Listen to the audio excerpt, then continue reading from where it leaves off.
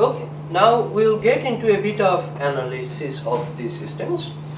So let's say, so what I want to now know is what's the effect of, if I have a particular level of redundancy, what do I gain? So if I have used replication, so I have taken the object and made I have copied the whole object as it is and made R replicas, okay? Then I can tolerate R minus 1 failures. Any R minus 1 of them fails, there is still one left from whom I can get back the object. Alright? Now if the probability of failure of an individual peer is F, and here I am assuming all the peers behave in an identical manner, probabilistically speaking. Just for the sake of simplicity, it still gives you an idea of the effectiveness of these schemes. So if individual peers fail with a probability F, and of course I wouldn't put two copies of the same thing in the same peer, I've stored it in R different peers, then basically the probability that all the R replicas will fail is F to the power R. Right? That's the probability that this object will become unavailable. Now, that's one formula. The storage efficiency is basically I'm putting R bits to store one unique bit. So the storage efficiency is 1 by R.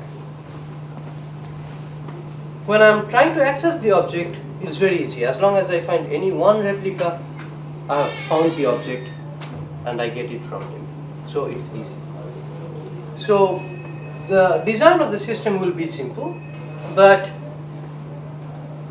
essentially if I have, let's say,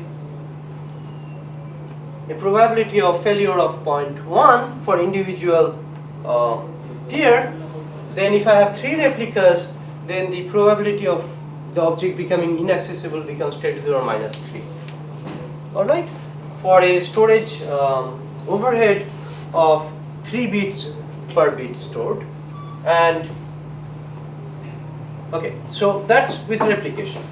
Now let's say I use a eraser coding scheme where the original object is divided into k parts, alright, and then I encode it into n fragments.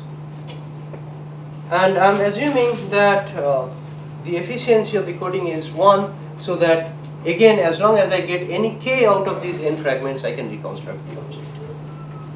Now, I'll store these n fragments over n different pairs, which means even if n minus k of these pairs fail, then I can still reconstruct the object because k of them are still up. Okay? And the probability of failure, that is at least n minus k